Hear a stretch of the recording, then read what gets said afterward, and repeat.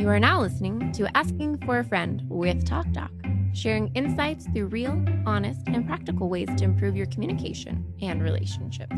Featuring your hosts, Dr. Pamela Kreiser, Meredith Edwards-Nagel, and Teighlor Polendo. Carrie, so good to have you back. Thank you so much. I'm so stoked to be back. For those who don't remember, we had Carrie on with Christopher Ferris in our episode 59 on anger, and we learned so freaking much. Oh my gosh. And you did mention to us that you might be, how do you put it, a recovering people pleaser? Yes. It's a good way to put it. I'm still working on it, but I'm farther along than I used to be. Hey. Okay. Yeah. Can you get over it? Or maybe this is too early to ask that. Yeah. Well, I think I still always have the impulse, but I'm a lot faster at catching it and making a choice that's more authentic to who I am instead of what, the impulse would have normally done. So there's hope, you're saying? There is hope. I've definitely seen progress in both myself and my husband, who is a raging people pleaser. Oh, really? Oh, yes. So that's an interesting dynamic. To have two family, and to have a people pleaser trying to rehabilitate another people pleaser. That's always a good time. So, wow. Yeah. Dang. Okay. So maybe we should start by saying, help us understand, when we say people pleaser, we all have an idea in our heads. What What is the accepted definition, would you say, as a professional?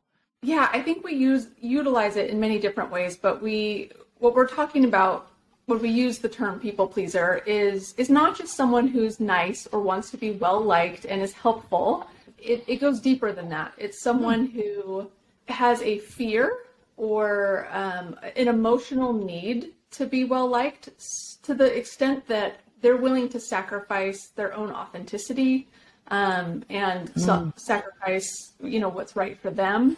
It's really kind of a self-sabotage or a self-abandonment in order to kind of control the perception of what other people have of them and how they perceive them.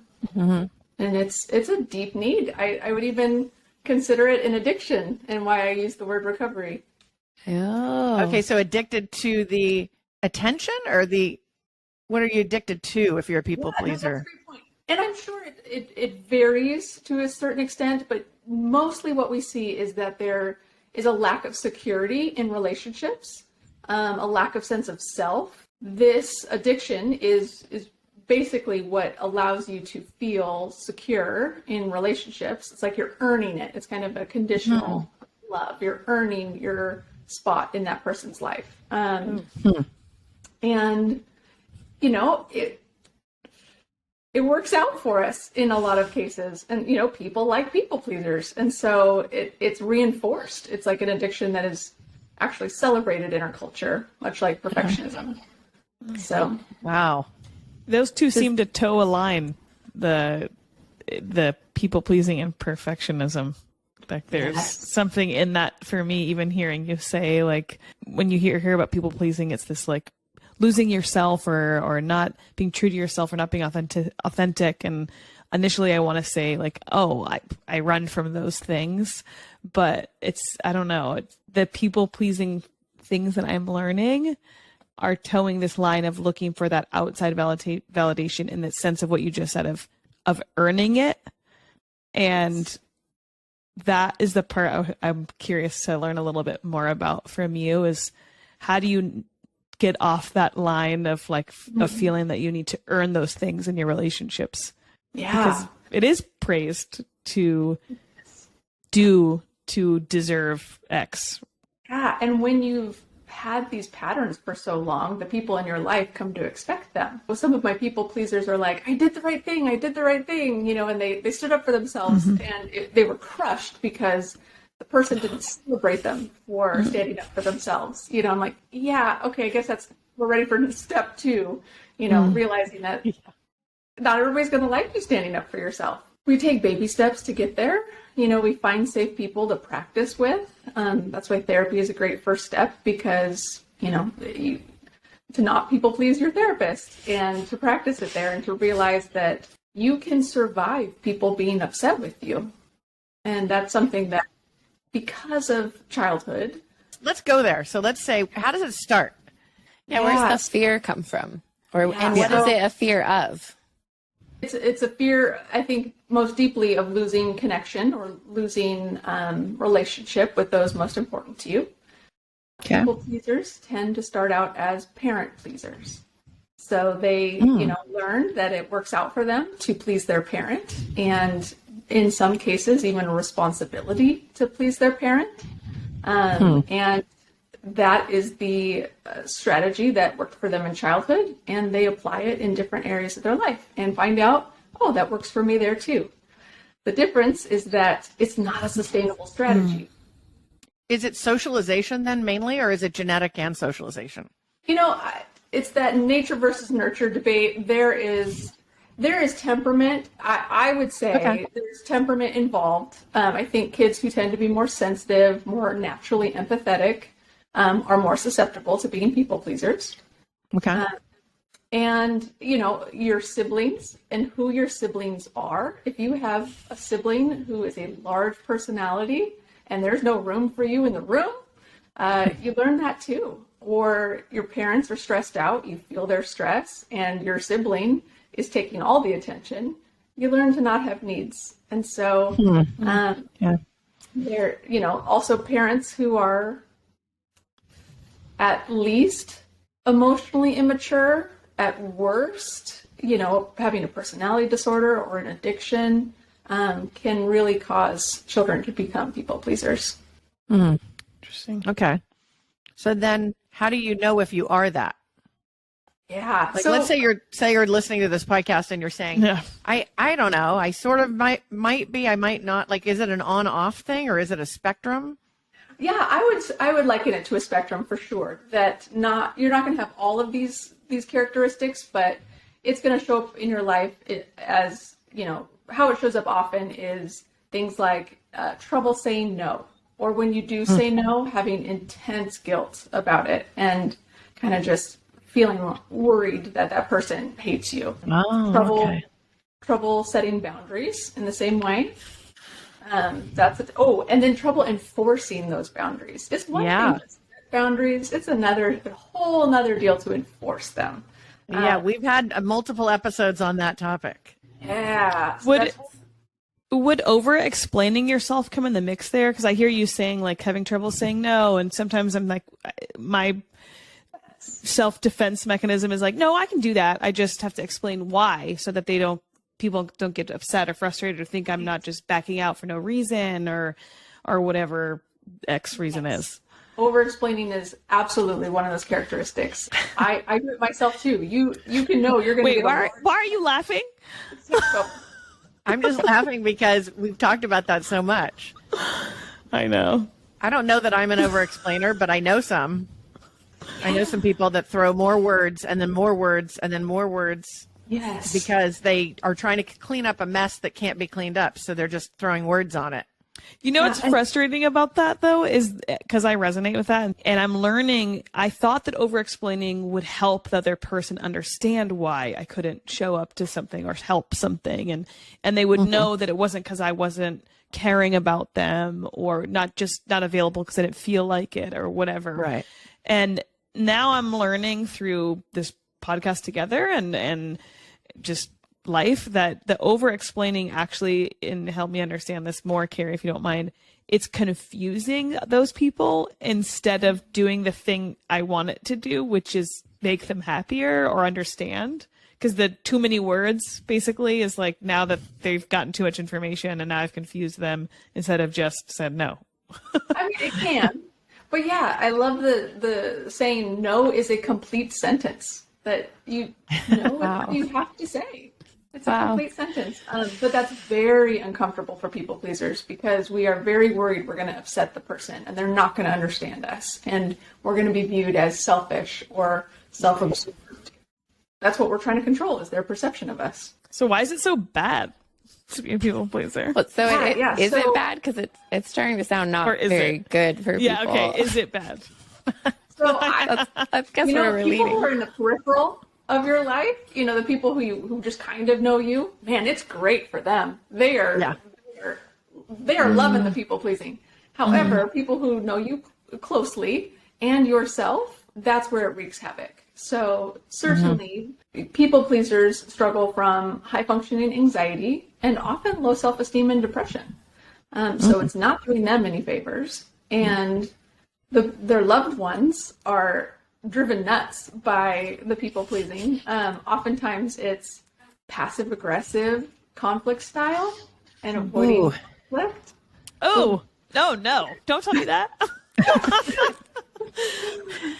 And it's passive. Are they passive? So is that like leaking out? It's like their that betrayal of themselves leaks out as a passive aggressive act. Yeah. So oftentimes they don't have the sense of self or the strength to be able to say, I don't like that. Please don't do that. But they're just resentful, and they resent the person, and they wish that person would read their mind or read their nonverbals and act accordingly. Yeah. But they don't use clear communication. They're just using nonverbals. And so it does bubble out. That resentment bubbles out in snarky comments or, petty things, or there's just the good old avoiding conflict altogether. Maybe you're not passive aggressive. You're just plain passive, which is more my style. I was kind of thinking about that because I think I know a few people pleasers, and we talk a lot on this podcast about clarity, being kind. Yes. And genuinely, I have benefited from my friends being people pleasers because they'll do what I want. However, the gift is in the giving, right? So I want to be a good friend to them too. And it feels like you can't be a good friend if they don't tell you what they want or how to show up for them or what is good for them. And so I understand them not wanting to upset someone maybe a bit more direct like myself, although I think I can do some of these things as well. But I do kind of want to say, if you are a people pleaser, those of us in your life really want to know how we can be there for you and love you. And ultimately, it probably does hurt our relationship, right? To not genuinely be yourself. I don't know, say what you want, because I would think that puts the distance there between us, and that's ultimately what they're afraid of. So their worst fear is kind of coming true, even though they're trying to avoid that. Right. I don't know if that resonates. Yeah. And some of my extreme people pleasers, I've seen they don't communicate well. And so they just kind of take it and they take it and they take it. And then one day they're just done. And when they're done, they're done. And then they cut people off. So there's never the real working through it. There's never the speaking up. So the people in their life are like, what just happened? They just say everything on their mind, or enough's enough and they just withdraw. Yeah. It's the straw that breaks the camel's back. Okay. Because they've been wanting the person to change, but they don't ever tell them how they need to change, because they don't have the strength to be able to say, this is what I need from you in order for our relationship to get better or for this to be valuable, long term. And so because of that, then that has scared me, seeing some of my more intense people pleasers. I'm to my husband, you've got to tell me if I'm doing something, you've got to tell me, don't just leave one day and that's scary to me that they could just cut you off when you didn't know what you needed to fix. Yeah. Is that how someone ends up coming to a professional like you? Is when an event has occurred like that? Is that the sign that you might need additional help? People pleasers tend to be the ones that come to therapy to complain about everybody else in their life. Oh, so they're already here. Yeah. Interesting.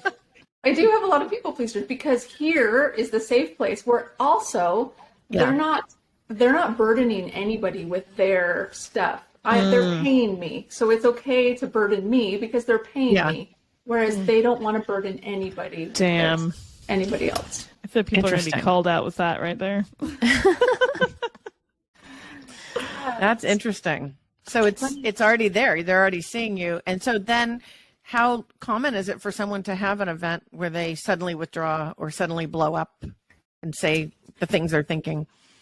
Yeah, and I think that's the common pattern is that they take it, and then something small happens, and they overreact. What seems like to everyone else, they overreact.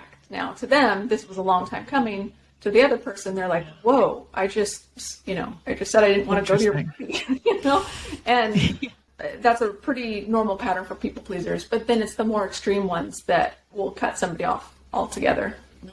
How can someone that is a people pleaser resist the temptation? Like you were talking earlier, your impulse or your like whatever. If you're trying to be a recovering people pleaser, what are like some questions you can ask yourself to say like it's almost like stop, drop, and roll, like when you're about to be on fire. Like how can that's good.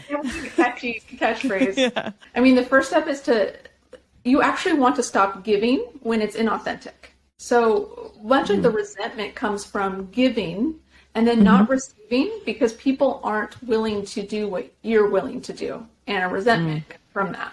And so in the first place, I actually want my people pleasers to stop giving so much if it's not authentic. So number one thing I have them do is to evaluate their motives. Why am I saying yes to this? Why am I giving here? Why, and if it's out of fear or obligation, I mean, some obligations we just have to do. If it's aligned with our values, okay. Like if this is a homeless person off the street and they're asking for money and it's your value system to help those and you have it, great. But I want them to evaluate, do I have capacity? Can I afford this in money? Can I afford this in time? Can I afford this in emotional energy? And if the answer is no, I want them to practice. If they can't yet say no, I want them to at least get a little distance and say, let me think about it. Or let me get back to you on that. That's the first step to learning how to say no, is to just don't say yes. Right. That's actually funny, but so it's not just say no, but don't say yes. Yeah, just don't say yes. And it's becoming less of an automatic behavior and a more conscious behavior of, I'm saying yes, and I know why I'm saying yes. Or I'm saying no, and I know why I'm saying no. And then to tolerate the anxiety and the guilt that comes from saying no when they do. That's kind of the uncomfortable feeling they have. I know my friends have talked about that. Like they feel so incredibly uncomfortable when they aren't able to do what someone wants them to do. And I've kind of talked about, like, is there a balance? And I guess that's what you're talking about. Like, they're kind people at heart. So do what is genuine to them. And then when you take it against those values, like, can I afford this? Can I emotionally afford this? All of those things. And that's how you would kind of filter out. Yes. So I would imagine that that's very difficult work, however, because what we're saying is this is someone who's other-centered. They're worried about pleasing the other person, and you're asking them to think about themselves and their own motives. That's a really big gap, I think. For sure. For some, it's not just standing up for what you want or need. For some, they don't even know what they want or need. Yeah. I would think, it might take a long time to even start to say, do I have resentment? Don't I? What do I want? Yes. Because they're probably, my guess is, so used to saying, okay, I'll do that, that there's no reason to even think about what you wanted. Carrie, weren't you saying that in the start, that there's a loss of self? Yes. The loss of authenticity. So if you're someone thinking like, I don't know what I want, or maybe that's where this is coming from, is that it's don't say yes and stop and ask yourself what you really want. Is that the next? There's definitely multiple pieces to that. And so spending time getting to know what do you want in little things. People pleasers mantra is, it's not a big deal. I'll just do it. Or it's not a big deal. It's not a big deal. Is what they say to themselves all the time, which allows themselves to just buck up and get through it. So this came to a head with my husband. So he's a firefighter, so he works 24-hour or 48-hour shifts.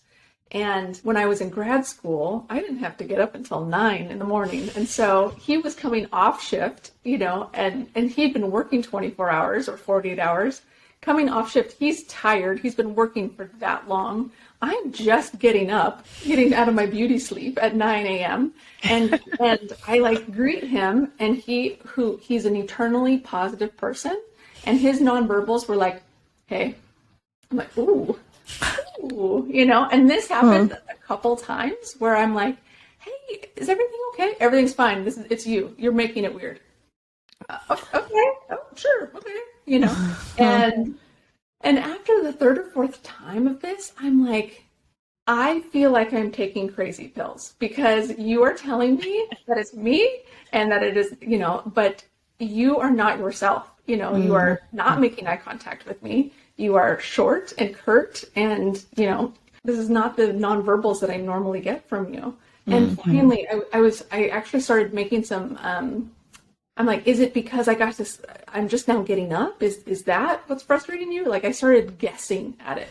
And we call it the dish debacle of 2010. Because what it turned out to be is that I there were dishes in the sink that I did not do. And come home after a 48-hour shift and start doing the dishes. And dang right, he's bitter. I'm waking up at 9 a.m. and having not done the dishes, and he's having to do them. Of course, that would make anybody upset. But he would just tell himself, it's not a big deal. I'll just do it. It's not a big deal. But he is failing. He's not allowing himself the permission to be mad at me for it. And I would be mad at me. Once I understood it wasn't that hard. I just needed to know. Right. What is that you said a couple minutes ago about people pleasers wanting to be easygoing or they're not bothersome? It was funny. We always joke that when we prepare for an episode, it comes up somewhere. NPR actually posted something on Instagram this last week about it was a blend of the perfectionism and people pleasing, and it mentioned that these people, they long to be viewed as easygoing and uncomplicated and perfectly liked by others. And I just highlighted because you were saying that earlier, and that is the part of people pleasing I think, if I'm allowed to say, I'm recovering from. That I used to connect with so much of this, like, but I want to be uncomplicated. Don't want to be the thing that bothers people. Don't want to add to the burdens of others. Not that I want to lose myself and do what everyone says and take away my values, because I think there can be different layers of this, and if some people fall in there, then they do. I don't think I relate with that. Maybe I have in my life, but it's more that feeling of uncomplicating everyone's life around me about me. Like, I don't want to be that one more thing. Right. And so that's the part that is like with this that I think, if I'm really honest and I don't like it, sometimes I like that though. I like that about myself, that I don't want to bother people. Yes. So how do I do that dance where that is an okay thing, I think? Or maybe I should just accept that it's not. So you're trying to get her to give you permission to keep what you're doing. Like a middle ground. Can you somewhat be a people pleaser? Is that what I'm trying to like be 50% better, like we usually talk about. I just want to be 50% better. How do I do that? Just give me an F and I'll get there. Well, and it is celebrated in our culture. That mentality is celebrated in our culture, that rugged individualism. I'm self-sufficient. Don't worry about me. I'm fine. And yeah, you're the easy friend, right? Nobody's got to worry about you. Nobody's like, oh, you're not the one that people complain about. And so that gives you, what does that do for you? When you said that, I was like, well, I hope so. My brain is like, oh, I hope not. So what does that do for me? You're actually asking me? Yeah. What does it do for me to want to be that person? Right. So being an uncomplicated friend that doesn't rely too much on others, how does that help you? I like the feeling of not bothering people. Okay. So yeah, the sense of pride that you're self-sufficient. You're not the complicated friend. Yeah, I guess I like that. I like people that are close to me to know that I'm okay. Mm-hmm. I like that and maybe that comes from something in a younger me, making sure people around me knew I'm okay. You know, that I can handle this. I can handle this, whatever this problem is, kind of thing. Yeah. Yeah. And that is celebrated in our culture. I do see it among clients who have, and you don't have to speak to this if you might have relatives listening. That's fine. But we're not telling them about the podcast. Yeah. I see that among clients that have a family member that has high needs. It's like if there's a member of the family that it's all about all the time, they suck the air out of the room for anybody else. There's no more room for anybody else. And so it's just, if you have a parent who has, any kind of greater needs, then we kind of parent so much, we just kind of disappear. Yeah. So I mean, I don't think I'm alone in that. Some of those things can be true, what you're saying, right. But that's probably, that makes sense. Yeah. Yes. People pleasers do not receive help well. And that is, Teighlor, I think you may have been the one to mention that it's like, as a friend, you want to give to your friends. Like, I have a people pleaser friend that drives me nuts. I'm like, let me love you. Yeah. Let me just love and receive it. I'm so grateful for how she is given to me in my life that I want to show appreciation back. I want to reciprocate, and she won't let me, and it drives me nuts. To the fact that I actually have a code word with another friend of mine, French fries, which I don't know where it comes from, but it's our safe word to say, let me do this for you. And so we're both people pleasers, and when maybe one of us wants to treat the other to lunch and the other one fights it, like no, like, and we go back and forth, we just French fries and it's done. Done. I like that. So let it do it. So that's an interesting dynamic. So if someone's a people pleaser, do they tend to, twofold question, do they tend to gravitate towards additional people pleasers as friends? And what does that combination dynamic present for the relationship? That's an interesting question that I hadn't thought of, that because I think a lot of my friends tend to be similar to me, people-pleasing perfectionists. So we get each other, we understand each other. But yet, in general, I tend to see givers finding takers and takers finding givers. Yeah. And that is the more common dynamic that finds each other. So then would a narcissist pair up with a people pleaser? 100%. People pleasers are narcissist bait. People who are super positive, super forgiving, super amiable, we are narcissist bait. How does that work? That's too much to do. Do you have advice for those who have people pleasers in their life? How can, I guess, we help them? Or Yes. A lot of patience and a lot of emotional regulating to stay calm, because if they fear loss of relationship, any amount of anger, any amount of upsetness is really going to trigger them. And so if they need to borrow your calmness often, but also become a student of their nonverbal communication. So their tone of voice, like what is their baseline?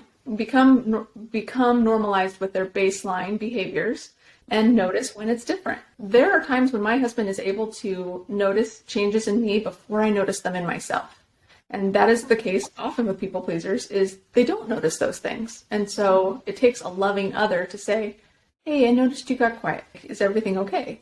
And hopefully they will receive that as a kind gesture, not as a judgy one, but be able to be a little introspective and go, I am a little sad, or I am a little upset. Also, those people pleasers who don't know how they feel or what they want because they, didn't develop it. I had a friend of mine who I think had 7 brothers and sisters, and he is a people pleaser because it didn't matter if he wanted something. He wasn't going to get it anyway. So, why speak up? Because you were just one in the mix, and somebody else was going to win. So, why? Anyway, that was off topic. Most people pleasers are far more familiar with what they don't want than what they do want. So as a loved one, you can offer them multiple choice options, and they will tell you what they don't want. So it's like, okay, I see you're upset. Do you want a hug? Do you want some space? Do you want me to buy you tacos and tell you you're pretty? You can... All great options. That's my favorite right there, yeah. But I want to be told I'm pretty while I'm eating the tacos. Yeah. As it's falling out everywhere.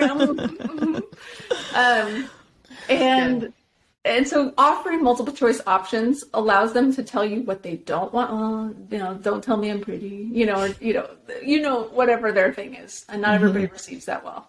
But they might hesitate at something, and that's an in. Or it also, for some reason, by giving them options, does tend to stimulate some of their own ideas about like, okay, maybe not a walk, but, maybe not a walk around the lake, but maybe just a walk around the neighborhood. Okay, great. Let's just do that. I love how this is integrating into some things we've talked about before that I'll go to our teacher here for that you say in communication, Dr. K, that with more questions and information, it's getting more information. When these are relationships you want to keep. So this is about asking those questions or getting more multiple choice. It sounds like the people in our lives are this way. It's about getting more of that information and communication with them to build the relationship. So these are tools and things that we want to utilize with people that we want to have authentic relationship with, it sounds like. Yes. I have one client recently who is really irritated by his girlfriend's passive-aggressive conflict style. And when I asked him, I'm like, do you know why she won't speak up? And it's like it never occurred to him to ask her. I was like, okay, step one, let's talk to her. In a time that you feel calm, and you're not just accusing her of shutting down. And turns out that she didn't feel like she could speak up because he would have an argument for whatever she said anyway. Oh, okay. So maybe now ask her what he can do differently if he wants her to speak up. What does he need to do differently to make it safer for her to do that? Gosh, seems like such a simple thing, but so hard. Totally. I mean, that's part of what your expertise helps them see what's going on. Or as I say in my job, I provide labels for lived experiences. Oh, I love that. And that's so powerful. Yeah. Because it's not like we say, oh, I've never seen that before. I've never seen someone be passive aggressive, or I've never seen somebody not speak up for themselves. We know but we need to know the other things that are the terms that help us navigate it. Yes. So I love the multiple choice. That's really interesting generally as a strategy. Mm-hmm. And anybody who doesn't have much of a awareness of what they want or need across the board. I mean, this is for teenagers. This is for children. This is like most people who they know what they don't want more than they know what they want, or they know it won't help more than they know what will help. And is that related to this resentment word that we're talking about? Because it seems like it might be, because I'm familiar with what I don't want because it keeps breeding resentment. So that reminds me that I don't like agreeing to this thing that I keep agreeing to. Yes. Yeah. Maybe it resonates and like, okay, check in with how I feel on each option. And you're like, ooh, no, I wouldn't want that. Yeah. So the no is pretty familiar if you've been building up resentment. Yeah. So I think the other thing that I would add to this conversation that I think is interesting in communication is this idea that sometimes there's people who are not people pleasers, right? And they would ask a people pleaser, just tell me what you want. Like, come on, like kind of get over it. And it's a really incompetent position for that original person, because you're suggesting they had the convenience of living a life that always was able to know that. Because if you were in that large family where you had that family member who was quite demanding, that conditioned you to become a people pleaser, for those of us that aren't that way, we have to check ourselves a bit and not act like everyone should be familiar with everything they need and be able to articulate it. Yes. But then where do you start knowing what you want? Yeah, that's it. Without someone just asking you. Yeah. Is that what you mean, Teighlor? No, I'm just like, because I relate to that a lot. I'm like, I don't know what I want. I could say what I don't want, but I don't know what I want all the time. For people, then if you're being asked that, I'm like, well, just tell me. It's like, if you don't even know, where do you start with that? Yeah, right. And that's exploration on your own of as many times as you can, even if somebody else is making a decision, somebody else is talking about like what to have for dinner. Reflect within yourself of what would I want, for dinner? If it were up to me, what would I want? And just kind of continuing to ask yourself that as often as possible. If it were up to me, what would I want? Begins that process. And at first you don't know. So I always encourage exploration too. If you do gravitate towards something, tell me why. Tell me why you love that thing. And it builds an awareness. But something just popped in my mind of the wisdom of the scholarly source TikTok that I learned was was, yeah, it's a brilliant source. Who knows how much of it is true, but I learned so much. Somebody highlighted the difference between ask culture and guess culture, and that not everybody is raised in ask culture. So like we talked about, if I need a ride to the airport, or if one of you need a ride to the airport, I just want you to say, Carrie, are you free at this time? I need a ride to the airport. I want it to be that clear. I don't want you at lunch to say, well, I guess I don't know how I'm going to get to the airport next week. Yeah. It's cringe. It's like, however, in some cultures, it would be considered rude to directly ask. Yeah. Because then you feel like you can't say no. It's like, oh, you just directly asked me if I can do this for you. Now I have to say yes, you know. And so in some cultures, ask culture feels far too forward, feels far too direct. It's like abrasive almost. Yeah. When you put it that way. Whereas guess culture feels cringe to me. I'm like, don't do that. Just ask. Just, you know. Interesting. So then I guess what you're saying is be aware of how they feel about ask and guess.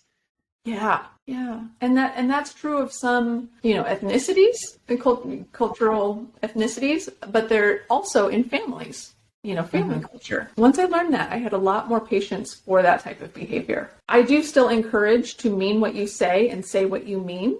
And so in just part of communication, I don't want my people pleasers to want their mind read. Say what you mean and what you say. So I'm sure that's probably a topic you guys talk about a lot. Is there a way to circle, you were saying nature versus nurture on this? These are all tools that we can use if we, quote, struggle with this tendency, or we have people in our lives who want to help. How can we avoid passing this on, whether as like a teacher to your students or as a director to your employees or a parent to a child? Like, how can you not pass this type of behavior to people that you're in power over? Because it seems like a really easy strategy to get people to do what you want. Yes. But could create issues later on. Yeah, for sure. I mean, as far as a parent specifically, I think, because that's so often where it begins, is wanting to, be as healthy as you can as a parent. So doing your own work in therapy is the biggest gift you can give to your child. I have a friend of mine who has 3 teenage girls, and one of the 3 shows clear signs of being a people pleaser, and they're like trying to mitigate that before she gets to adulthood. And they are very intentional and strategic to ask her, what do you want? And she'll say, no, just let my sisters choose. It's fine. Because it's so easy when you have an easygoing kid to be like, you're tired, right? Thank God. Thank God they're easygoing. You're tired and you don't want to fight, So, let's just do what the hard kid wants to do. And so to be intentional and to stop and say, no, I want to hear what you have to say, or I want to hear what you think. I want to hear what you would like. Not that they will always get it, but at least to build that muscle of at least they know what they want, even if it's not always, if they're not always able to get it.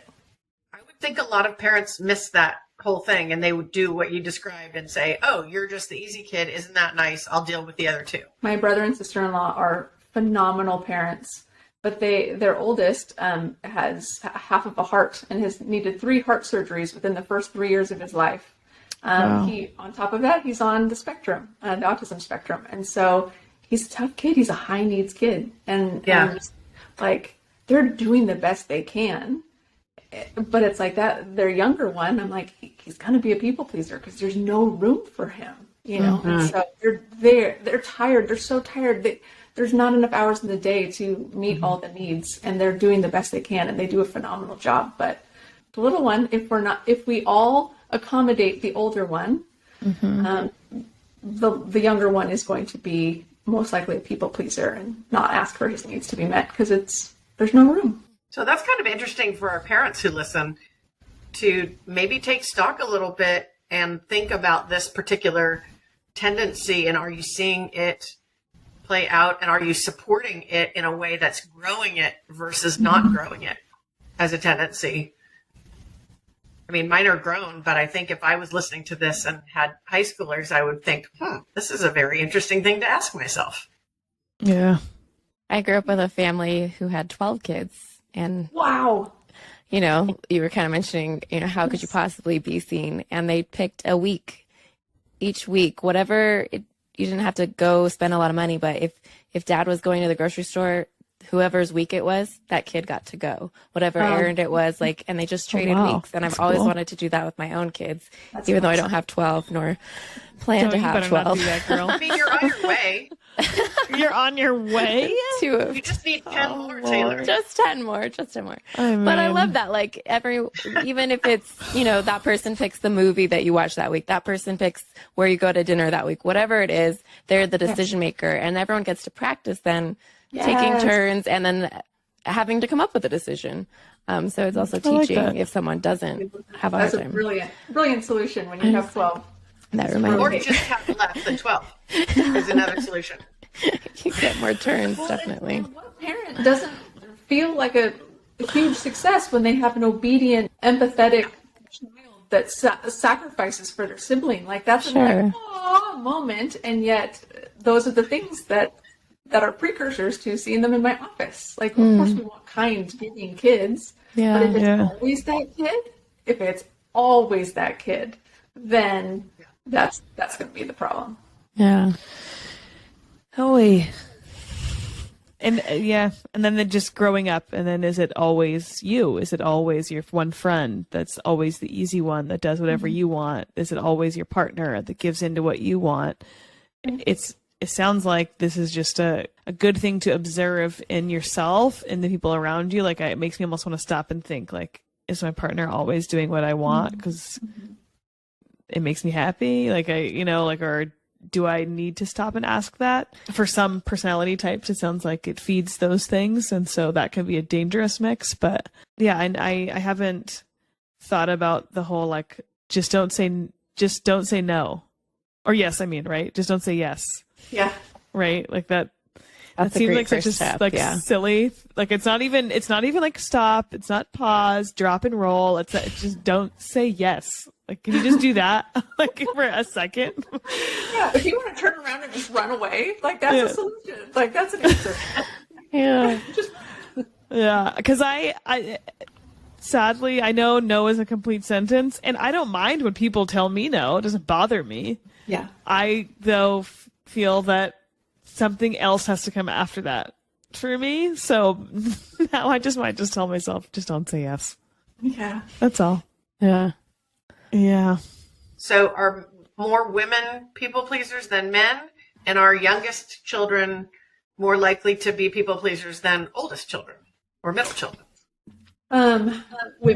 Women for sure. We are socialized in this country to be people pleasers, to be amiable. You know, I haven't seen research on birth order with this, but I think it to me, it has far more to do with personality of the siblings. So if you have a strong personality in the family, you know, the sibling is likely to be the people pleaser, regardless of order. However, oldest siblings definitely tend to be the parent pleaser first. So if there's equal strength of personalities, oldest ones I see a lot being the people pleasers. Yeah. Interesting. Again, not just temperament, not just what the parents do. There's siblings, friends, they're all factors. You know, it's so complicated. What about being a recovering people pleaser are you most proud of in yourself?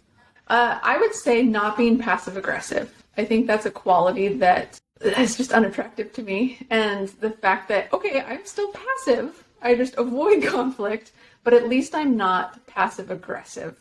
And so that's a victory I'm proud of. That's awesome. Do you have any, last time you shared a fun video for us, do you have any resources or anything on this topic that you want to share? So for my millennials and older, I recommend anything by my professional crush, Brene Brown.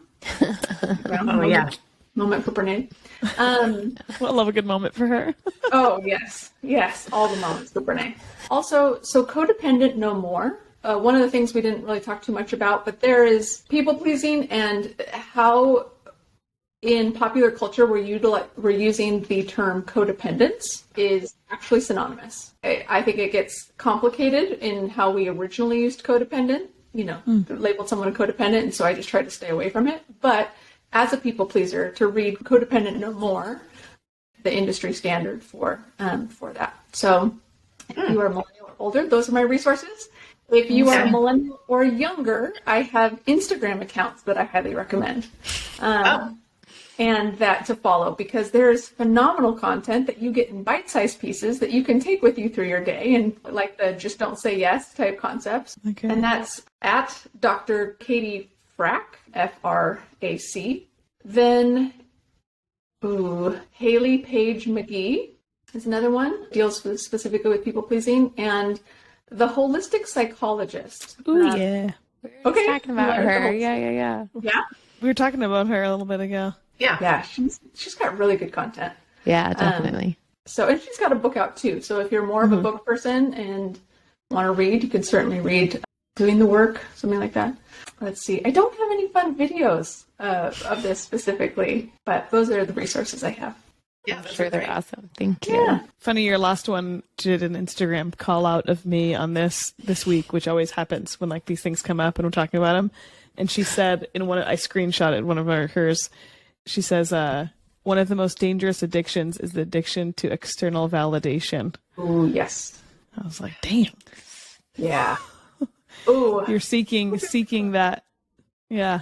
Yeah, and it's that external validation piece that's at the heart of people pleasing and perfectionism and overachieving. Maybe this is like too like much of a history dive or culture dive or whatever, but because you said that research just shows that mostly women tend to lean this way. Is that just for like it's just easier to deal with someone like this, and so it's easier to create a mold of a group of people that are just not making a fuss or a little bit quieter and make the group happy? Or is that, I don't. Yeah, I mean, that's how we socialize feminine features, right? Like, be ladylike, like, be quiet, like, sit still and look pretty, like. Or just being smaller, just like. Yes, yeah, literally. Trying to make ourselves as small as possible. Yeah. And so, like we talked about last time, like, women in the workplace who are assertive are seen as bitchy, it's. When a man with the same behavior would be looked at as assertive, or a good leader, which is, it's just how we socialize women and men differently. It seems like there's a good wrestling going on with that right now, though. Yes, I know. I'm excited about that. Yeah. Carrie, where can we hear more from you?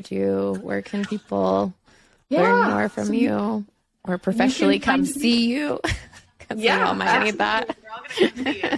Yeah, come on down. So I see anybody in California. My license covers me for all of California. So if you're okay with telehealth, I can see you. I have clients in San Francisco and LA and all over. But if you are local to Orange County, you can come see me at my Mission Viejo office, and you can find me online at octherapynow.com.